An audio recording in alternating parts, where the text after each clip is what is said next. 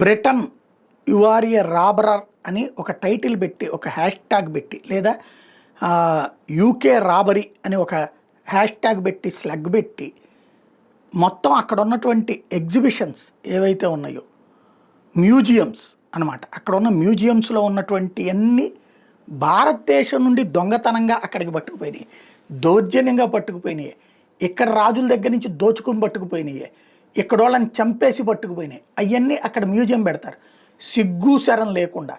ప్రపంచంలో ప్రజాస్వామ్యాన్ని చంపేసి 200 సంవత్సరాల పాటు ప్రజల్ని బానిసలుగా చేసి అక్కడ ఉన్నటువంటి సొత్తుని దోచుకున్న దొంగలం అని మాత్రమే అక్కడ పెట్టాలి.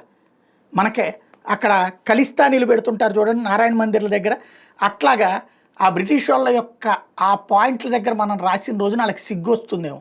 ఎందుకంటే మన దేశం నుంచి లూటీ చేసిన వాటిని మ్యూజియంలో పెట్టి అప్పుడొకటి ఇవ్వడం ఏంటి? ఏదో ఒక రోజుకి మొత్తం ఇవ్వమని నిలదీయాలి. అట్లాగే పరిహారం ఇవ్వమని అడిగిన రోజున కానీ బుద్ధి రాదు దానికి.